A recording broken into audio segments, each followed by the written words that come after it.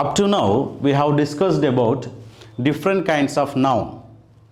In the different kinds of noun, we have seen collective noun, common noun, proper noun, abstract noun, verbal noun, uncountable noun, countable noun, and different kinds of noun we have seen.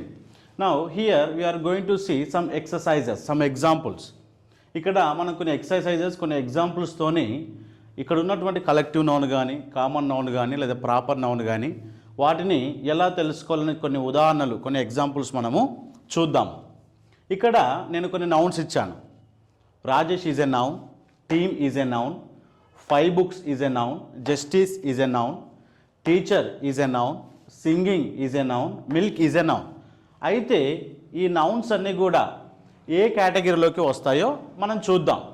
ఇప్పుడు నేను చెప్తుండగా మీరు guess చేసే ప్రయత్నం చేయండి. ఎంతమంది అయితే సరిగ్గా guess చేస్తారో వాళ్ళందరూ కూడా కామెంట్ బాక్స్లో తెలియజేయండి. చూద్దాం. Rajesh is a proper name, ఒక స్పెసిఫిక్ నేమ్, ఒక పర్సన్ యొక్క స్పెసిఫిక్ నేమ్ కాబట్టి that comes under proper noun. D.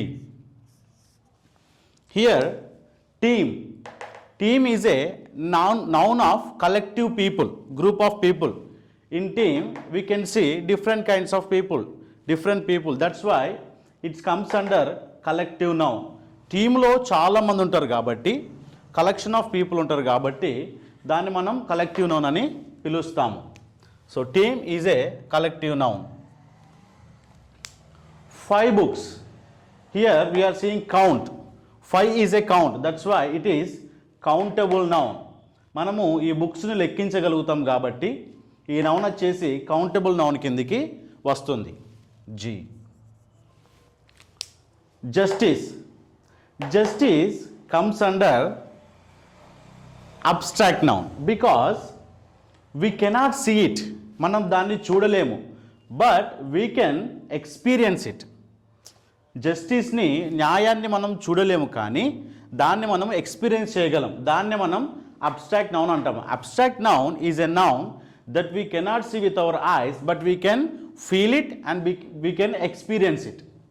So justice comes under C, abstract noun. So teacher is a noun, but what kind of noun? If we mention the name of the teacher that will comes under proper noun. ఈ teacher యొక్క name ఇక్కడ మనం mention చేస్తే అది proper noun కిందికి వస్తుంది. ఇక్కడ teacher name మనం మెన్షన్ చేయలేదు. స్కూల్లో ఉండే టీచర్స్ అందరినీ మనం టీచర్ అంటాం కాబట్టి that comes under common noun. B, common noun. So స్కూల్లో ఉండే స్టూడెంట్స్ అందరినీ మనం స్టూడెంట్స్ అంటాము కాబట్టి అది కూడా కామన్ నౌన్ కిందికి వస్తుంది. ఎప్పుడైతే స్పెసిఫిక్ నేమ్ ఇస్తామో అప్పుడు మాత్రమే దాన్ని ప్రాపర్ నౌన్ అంటాము. స్పెసిఫిక్ నేమ్ ఇవ్వకుండా కామన్గా అందరినీ ఏ నేమ్తో అయితే పిలుస్తామో దాన్ని మనం కామన్ నౌన్ అని పిలుస్తాము. Here singing. యాక్చువల్లీ సింగ్ అంటే ఏంటి? వర్బ్. ఆ సింగ్కి ఎప్పుడైతే ఐఎన్జి మనం యాడ్ చేస్తామో దాన్ని ఇక్కడ పేరులోనే ఉంది, verbal noun. Singing is a verbal noun. Then remaining, ఇక్కడ అన్ని మనం రాసాం, మిగిలింది ఏంటి? Uncountable noun. సో మిల్క్ని మనం కౌంట్ చేయలేం. We cannot count the milk, we cannot count the sugar, we cannot count the oil. So ఇలా కౌంట్ చేయలేనివన్నీ కూడా అన్కౌంటబుల్ నౌన్ కిందికి వస్తాయి. మీలో ఎంతమంది అయితే కరెక్ట్గా గెస్ చేశారో వారందరూ కూడా కామెంట్ బాక్స్లో తెలియజేయండి.